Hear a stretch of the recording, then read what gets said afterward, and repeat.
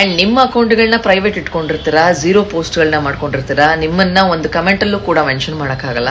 ನೀವು ಬಂದು ಇನ್ನೊಬ್ರು ಪರ್ಸ್ನಲ್ ಲೈಫ್ ಬಗ್ಗೆ ಪಬ್ಲಿಕಲ್ಲಿ ಮಾತಾಡ್ತೀರಾ. ಎಷ್ಟು ಚಂದ ಅದು. ನಿಮಗೆ ಮೆಚುರಿಟಿ ಅಂತ ಅನ್ಸುತ್ತಾ? ನೀವು ಮೆಚ್ಯೂರ್ಡ್ ಆಡಿಯನ್ಸ್ ಆದರೆ ಪಬ್ಲಿಕಲ್ಲಿ ಮಾತಾಡಬೇಡಿ ಬೇರೆಯವರ ಪರ್ಸ್ನಲ್ ಬಗ್ಗೆ. Who are you to judge her? News ಚಾನಲ್ಗಳು ಬಿಡ್ರಿ, ತೋರಿಸ್ತಾರೆ, ಅವ್ರಿಗೆ ರೆವೆನ್ಯೂ ಆಗಿ ಕನ್ವರ್ಟ್ ಆಗುತ್ತೆ. ನಿಮ್ಗೇನು ಸಿಗುತ್ತೆ ಕಮೆಂಟಲ್ಲಿ ಮಾತಾಡೋದ್ರಿಂದ?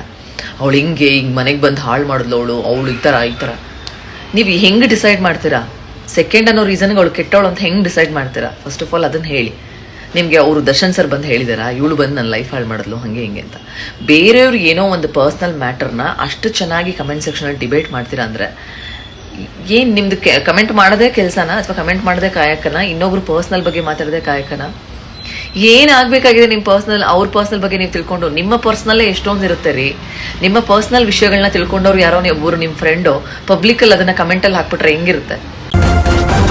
ನ್ಯೂಸ್ ಫಸ್ಟ್ ನಿರ್ಭೀತಿಯಿಂದ ನಿಮ್ಮ ಪರವಾಗಿ.